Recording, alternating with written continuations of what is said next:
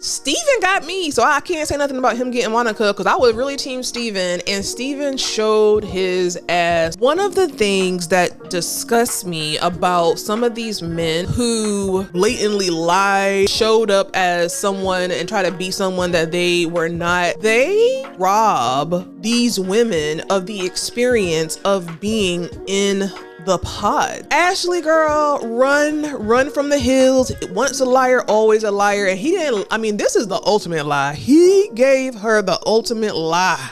Welcome to another episode of the That's Scary with Meloney P podcast. I'm your girl, Meloney P. And we are here to have a conversation. Now, today we're talking Love is Blind. And I had all these notes that I took when I was watching the most recent episodes, and that was a couple of days ago. I have been working on the farm, child, and I don't even have it in me to go down the list, number one. And number two, I don't like those videos as much to where people are kind of going through every detail, and I'm really not good at that, to be honest with you. But before we do, let's get into a little mental health check-in. How me doing? How am I feeling? What's going on? Oh my God. You know what? I'm still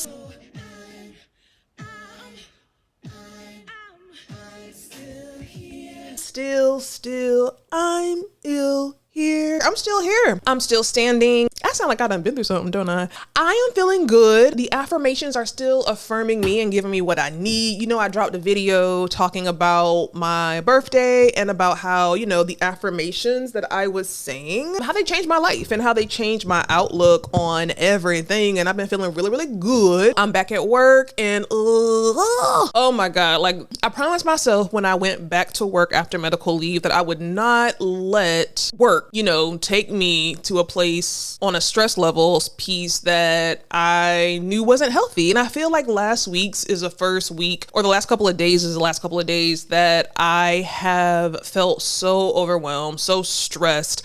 I was literally at my desk Friday in my last meeting that was at like 4 o'clock, and my brain was literally fried to where I felt like I could not even process any more information. But you know what? That's that. It's the weekend. Let's get into Love is Blind, y'all. Love is Blind, the most recent episodes. I was wrong.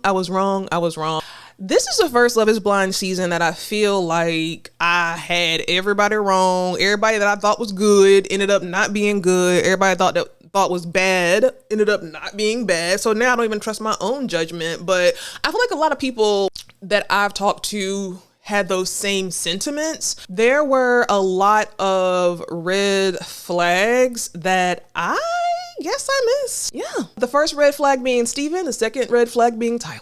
But yeah, let's get into it, y'all. I'm gonna go down through different couples about my updated thoughts from the last couple of episodes that premiered. So I'm gonna start with Marissa and Ramses. So Lord. So the first thing about Marissa and Ramses that comes to mind from the last couple of episodes was their discussion about sex without a condom and the military, and also Marissa's mama. Okay, let's start with the military. Like, that's their main non-agreement situation that they have been having since outside of the pods. Ramses says that if Marissa was to ever go back to the military, he would divorce her, period, hard stop. There was a scene where Marissa's friends, let's talk about that. Did anybody kind of peep the seriousness, the blandness, the straight faces of Marissa's friends?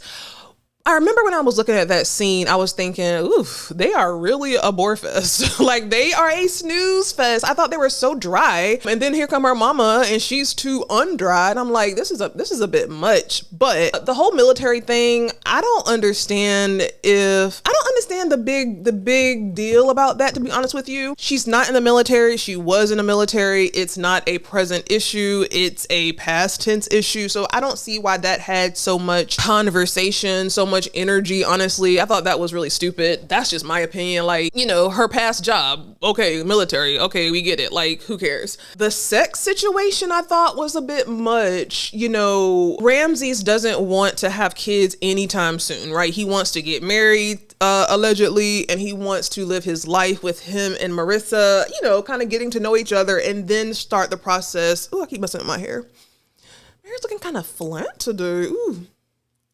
Anyway, so yeah, this whole sex thing. So Ramses, he likes to have sex. Marissa likes to have sex, but he doesn't want to have kids. And she doesn't want to get on birth control. And he doesn't want to use a condom. So it's just like, y'all got to pick one. I think it's very smart to not rush to have kids. I think it's very smart to have a conversation about what that looks like, you know, for you guys. But, ooh.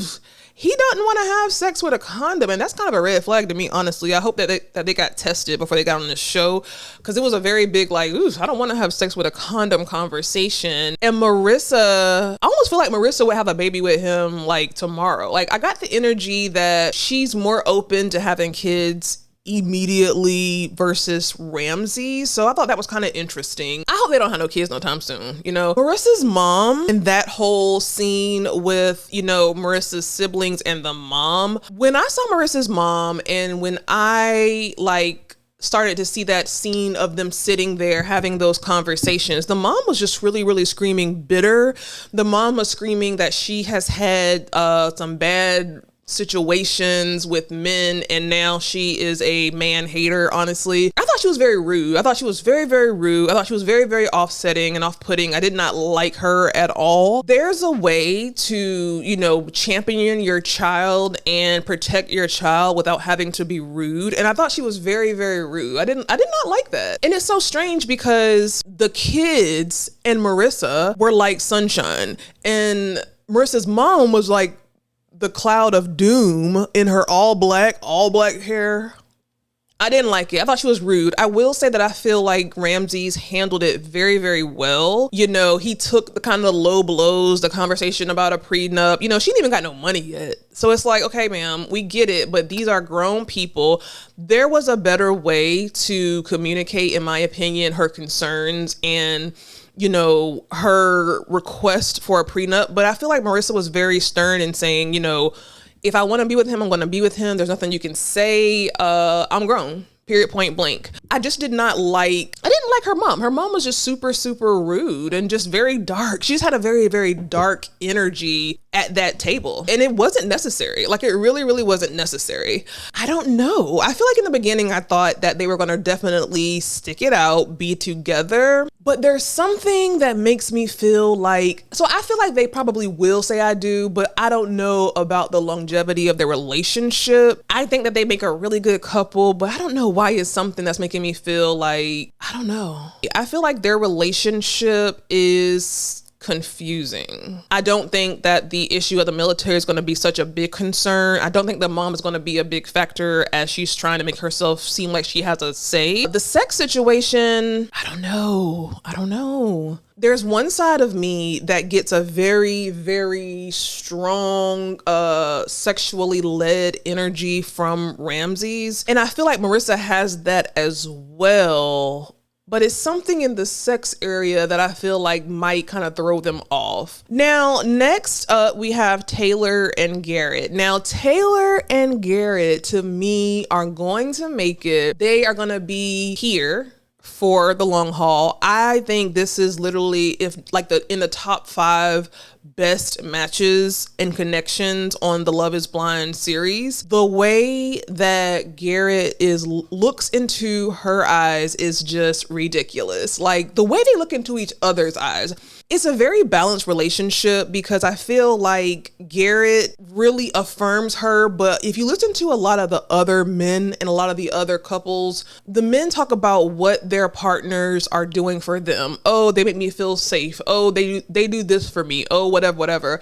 But when you hear Garrett talks, he talks about he like puts her on this beautiful, healthy pedestal. He talks about her education, her job, how amazing she is, how much she's worth him, you know, uprooting himself and moving to be with her in San Diego. So I really do feel like that they are going to make it. There was not one red flag that I saw out of any of these episodes with either one of them. I think that they have consistently been team each other from the beginning. I love them together. Now, in the beginning of those new episodes, Garrett's mom got very emotional and it made me feel uncomfortable, but it was beautiful. I thought he had a very beautiful family. And even in that scene with his parents, I was very enamored by Taylor and her ability to, remain cool, calm, and collected. Her ability to kind of let the parents know that I hear what you're saying, but this is about us, and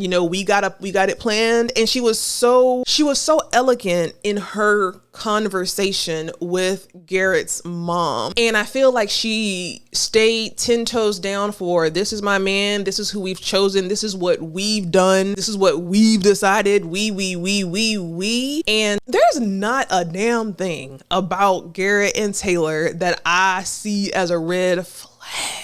Whoever picked them and screened them, they need a freaking reward. They need to be picking everybody, because some of these people, they shouldn't have picked. Taylor and Garrett have the most perfect balance of joking and serious. Like, I love a man that can tell a joke, that can be jovial, that can, talk it back, whatever, not too sensitive, not too whatever. I'm just in love with Taylor and Garrett. I am just in love with Taylor and Garrett. Oh my God, Taylor, I want to be Taylor's friend. Like, Taylor, I love Taylor. I loved her friends. I mean, like, her friend had got Garrett a damn gift from Africa. I love the jokes. I mean, they seem like, damn girl, we ain't never seen you smile like this before with us or with no other man. Her friend circle, I think I want Taylor myself, child. I think I really want Taylor. Taylor has that perfect like balance of serious, corporate, quirky, dry humor. Like, I feel like she would be somebody that would be an actor on The Office. Her style is amazing. Her girl code is amazing. The way she was there for Monica. I love Taylor. Like, Taylor is who I aspire to be. I just love her sense of humor. Like, she has a sense of humor, but she's still super smart and can like match you word for word. I love them. There's absolutely nothing that I can say negative about Taylor and Garrett. Now, Monica and Steven. Jesus. So I feel like the first note that I had put down, they started these recent episodes with Steven expressing hesitation and feeling like he didn't want to be forced to marry anyone. And that was my first, but should have been my 10th red flag for him. I, like Monica, missed a lot of red flags with Steven. Steven came out the box calling Monica a mutt, saying that he was a cheater. I can't even give him narcissist as a title, because I feel like narcissists typically, I don't know, are a little bit of a higher class level than him. Not even class, that's horrible, but like a little bit more up here, a little bit more refined, I'll say. I feel like a narcissist is typically a little bit more refined. Steven got me, so I can't say nothing about him getting Monica, because I was really team Steven, and Steven showed his ass on these episodes. One of the things that disgusts me about some of these men who blatantly lied, showed up as someone and try to be someone that they were not, they rob these women of the experience of being in the pods. Like, this ain't just no situation of, we were both on Tinder and, I lied about something. That's horrible as well. But this is, I was picked for a national, television show, dating show that people love. And that this was a one-time, once-in-a-life opportunity for me to actually, do this test, be matched up with people that I might not match up with, or people that I might not see in my city, and have an opportunity to really have a chance organically at love in this once in a life opportunity. And when you come on this show and you lie about who you are, you lie about having kids, that's just an all-time low. That's an all-time low. These men, Tyler and Steven, they put it on very heavy. They put it on very, very thick. And there's a special place in hell for people like that. I just have to say, because when I see these women, Monica and Ashley, like cry, that shit hurt. That shit really, really hurt. Because let me just stick with Steven and Monica. So in the beginning, Steven was saying that he had a little bit of hesitation about, marriage. And then he kind of circled back and said, you know, he's not scared, whatever. And I feel like Monica at that moment, I think that one thing I will say is that Monica, her facial expressions, if I had to guess, there was something deep down that I think she knew that Steven wasn't the man that he was making himself out to be. I really think that Steven, although he lied about who he was, and did he lie or did we just hope for the best? I don't know. But although he ended up being a asshole, a lying, sick, perverted asshole, I don't know if he really hid it. I just really think that Monica was just hoping for the best. And I feel like that is a telltale story for a lot of women. We see somebody and we see potential in them or what they could be, and we ignore what we see right in front of us. We ignore what we hear with our ears. And that makes me so sad. You know, what can I say about this couple? You know, let me go. I really feel like there was a lot of conversation, a lot of consistent conversation from Steven with a lot of sexual energy. I truly don't like that. Most women do not like that. He was always talking about his penis, always talking about sex, always adding sex in the conversation in some kind of way. And it was disgusting. And that was a definite red flag. It showed a lack of maturity. It showed that he had a lack of respect for Monica. It showed that he looked at her in a very strong sexual way, but I don't think that they were a match mentally. And I think that she knew that. And I think that as time went on, she knew who she was dealing with. But what could she do after she had already selected him and he had selected her? He's a hot mess. You know, he ends up losing his job, which is like, why would you risk your job to come on a dating show? Like, that's kind of crazy. I thought that was very weird. I mean, again, another red flag. It's like, you risk your job and now you don't have a job and now you got to cheat on this lady. It's just a big mess, you know. Monica talking about she'll help him. They're together. Monica is 36. Monica was desperately, you know, wanting to come out on the other side of this dating show as a wife, as one of the success stories. And I think that she was willing to do and accept anything damn near just to get to that wedding and hope for the best. And that's very, very awful. I think that he also knew that. Like, shit, well, what can she do? You know what I'm saying? Like, what can she do now? Because we're already here together. Like, I don't know. He really got over on us. He was very gross. He was very overly sexual. Even when, you know, he was saying that he lost his job, there he goes, throwing a sex innuendo into the conversation. You know, hey, if you want to just treat me like a sex slave, then here I am now that I don't have a job. Disgusting. I mean, it's disgusting. And she's very much showing disgust by all of the sexual conversation. And he's such a pervert that he can't stop talking about it. Here's the thing. It's a very immature nigga that sees a woman's disgust with a lot of sexual conversation and continues to do it. And that's exactly what Steven did. Like, he's so sexually led that he can't read the room and see that his partner don't like it. And he kept doing it. And even him talking about putting his penis in macaroni and cheese and wanting butt play, like, that is disgusting. That is disgusting. And honestly, if she wasn't on this show, I really do think that 5 red flags ago, she would not have continued dating him. I think she only was trying to stay with him and make it work because she was on the show and she wanted to have a happy ending.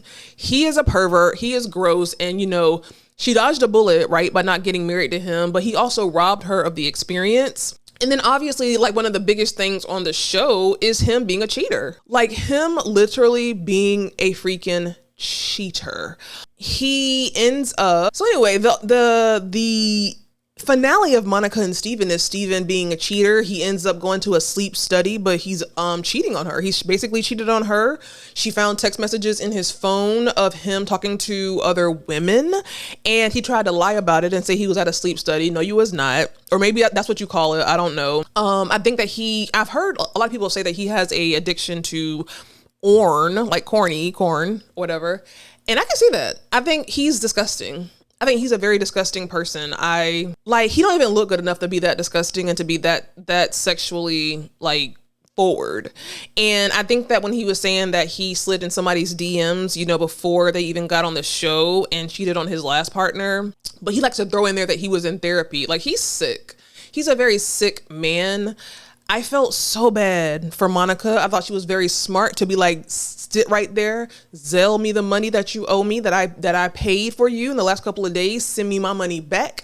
I need to hear that notification that you just made a deposit into my account. It was just disgusting. It was just really, really disgusting. He didn't even honestly, he did not even show any remorse. Like, he truly did not show enough remorse for me. And I guess it's like, don't lie about it. I mean, I guess he wasn't remorseful, honestly, but damn, at least don't make her look so stupid on the show. Like, he didn't even have time to fake have remorse. Oh, he gonna get, I don't wish nothing bad on nobody, but you intentionally hurting someone, and it is intentional. You knew that this lady wanted you and you intentionally cheated on her, intentionally lied about it, and he left quick and in a hurry. And that's the end of it. I don't even want to give him no more time. Monica is a very stunning lady. She has the most beautiful skin I've ever seen. And I love how Tracy and Garrett was there for her. Here go get Tracy and Garrett, child, showing up, being who we all want to be. I love how Garrett was there for Monica, right with his woman. I just love that. I just really, really loved how, they were both able to be there for each other. But at the end of the day, Monica and Steven are no more. Now, Hannah and Nick, oh God. So I did not know, and maybe I missed the part in the pods where Nick said he lived at home. Did not know that. Nick got a lot of X's next to his name, but he also has he has some checks, but like a lot of X's next to his name. I don't think Hannah likes him very much. The way that she talks to him, she doesn't have any respect for him. And I hate to say this, it sounds awful, but rightfully so. If you're almost 30 years old and you think it's a flex that you're living in your parents' basement and your mom is cooking for you and you don't know how to boil water, that is disgusting. And no woman, especially a woman like Hannah, is going to respect a man like that. He doesn't even know what a 401k is, and he doesn't know what stocks is. Here's the thing. A woman wants a man that she can learn something from. I don't know what Nick could teach Hannah, and Hannah don't know what Nick can teach her, and she doesn't really respect him, and it's very apparent by how she talks to him. It's very apparent by like the jokes that she was doing with him, with her brother about him. With every new revelation about Nick, there was a new ick from Hannah about Nick. Hannah has absolutely no but. Hannah has absolutely no but, and that was very interesting to me. There were so many scenes of Hannah and Nick and Hannah cooking, and she was turned, and I was like, damn, what is something wrong with my TV? What am I looking at? Her butt, the back of her body goes really much straight down. It was very, very interesting. They met each other's parents.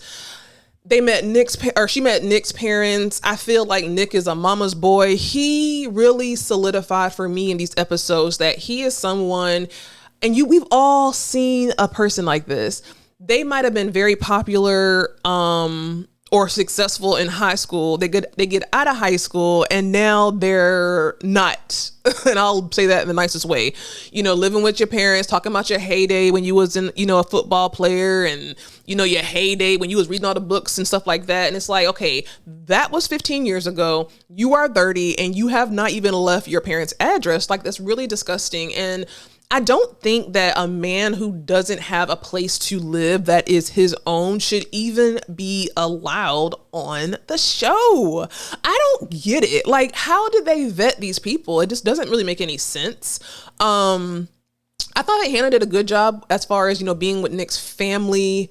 Nick is just a mama's boy, period, point blank. he's a realtor, child. I feel like the job to take and the job that people will go to when they don't have no job is a realtor or entrepreneur. Like I said, the fact that he couldn't boil water was a no for me. It was gross.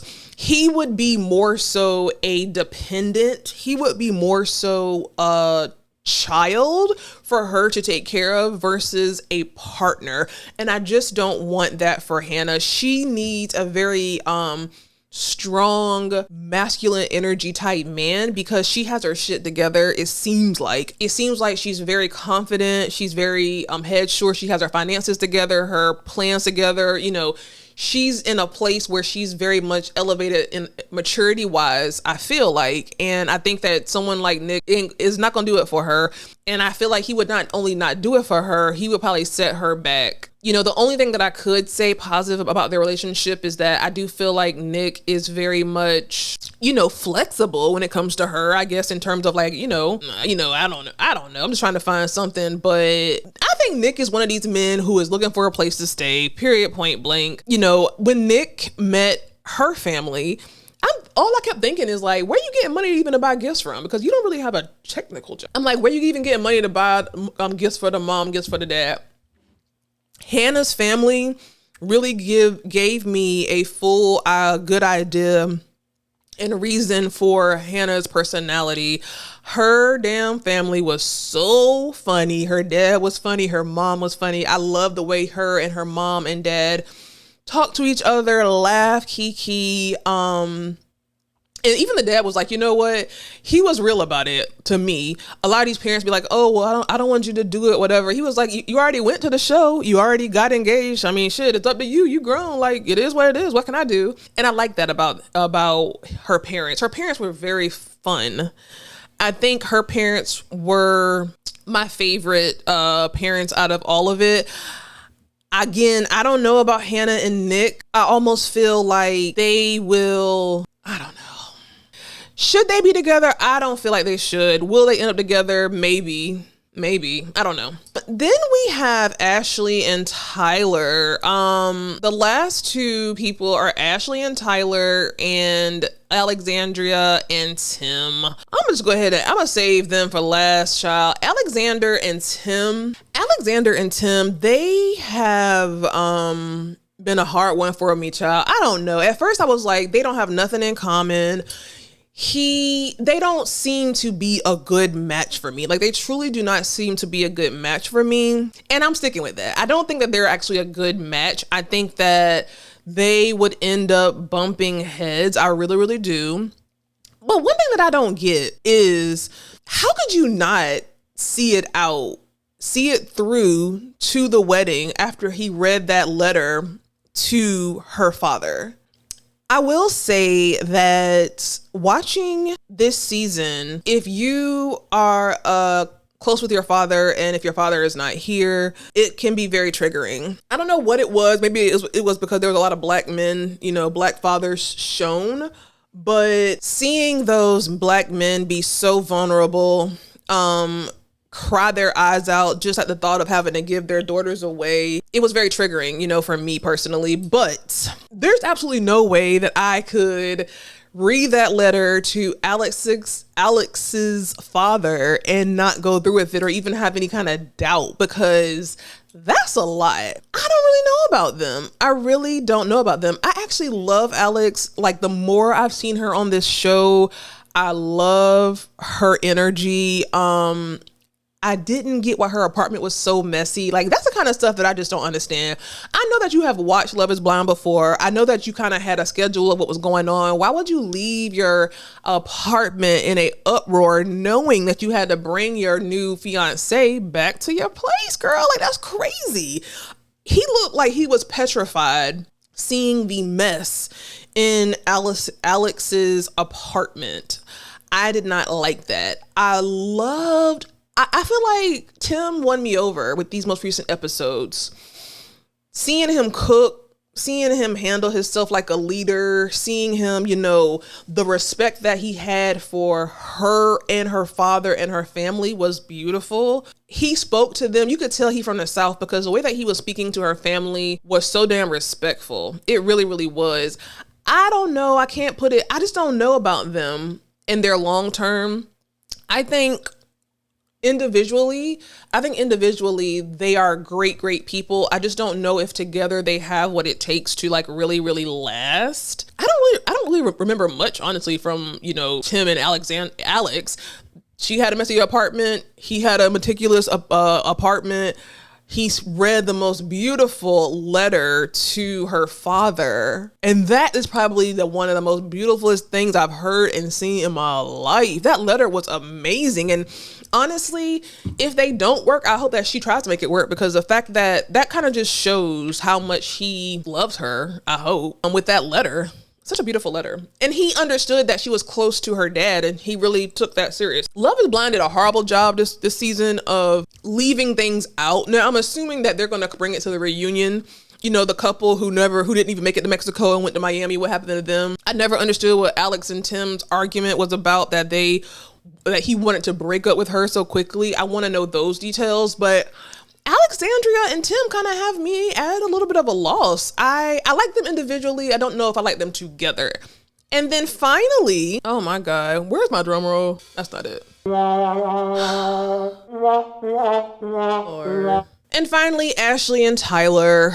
This is where my radar was just all the way wrong. Ashley and Tyler, man. You know, before I watched these episodes, I already saw what the streets was saying, that he had kids, which made me even more angrier and disgusted with Tyler. Like, there's truly nothing that I can say good about Tyler, even if I wanted to. And I do want to, but it's just sick. People like him and Steven are just very sick. How are you on this show talking about your first child? You want to have your first child with this girl, and you already had your first child. You already had your second child. You already had your third child. So like, again, you are robbing these women of their experience. And that's what disgusts me. Like, I get it, people lie, but you have totally taken a once in a lifetime experience and you have robbed her of that. And that is disgusting to me. Fuck the praying child. Fuck all that stuff that he was doing that seems so beautiful. You are a liar, and you're the worst kind of liar, because you are a liar that's lying about your kids. Like, for you to say that you were just a donor, knowing that your kids are going to see this one day, stupid. This is the internet. Nobody's safe. Nobody is safe when it comes to the internet. Did you not think that somebody was going to research your ass and find you? Did you not think that the mother-in-law or the grandma was going to not see the episode or not see you plastered all over Entertainment Tonight and everywhere? You are disgusting. And the thing about it is, I was truly, truly rooting for Tyler, because I thought he was a really great guy. I said it in the other episode. He got me with the praying together. And shit, I should have knew. He should have told her in the pods that he had not one, not two, but 3 kids.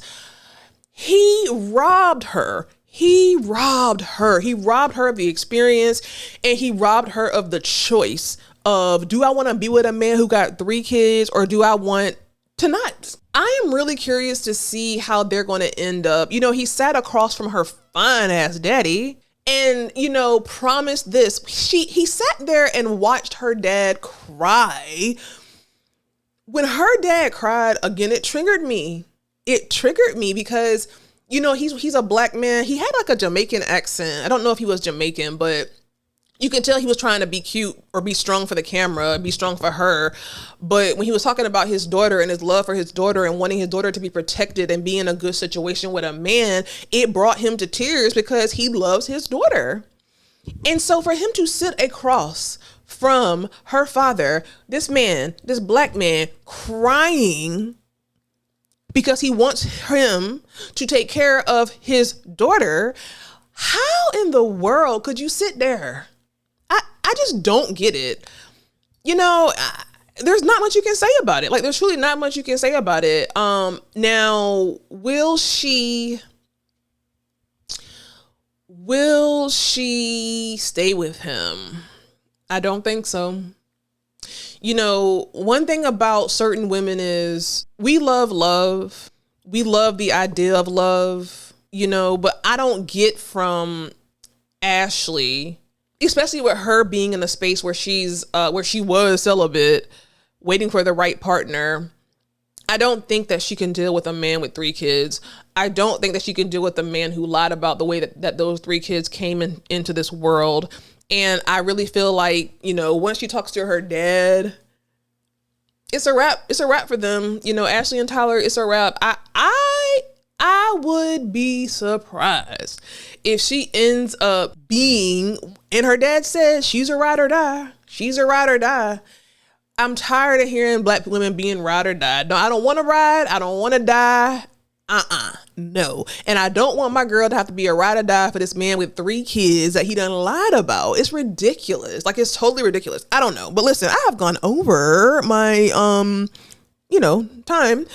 But Ashley, girl, run from the hills. Once a liar, always a liar. And this is the ultimate lie. He gave her the ultimate lie. And he don't deserve her. Period.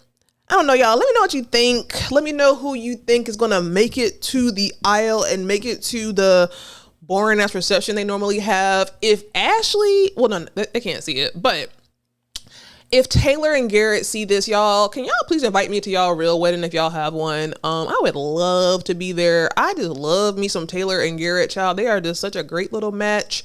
But yeah, let me know what you think, and I will see you. This show is, be honest, on a very low calorie, high protein diet. Be honest.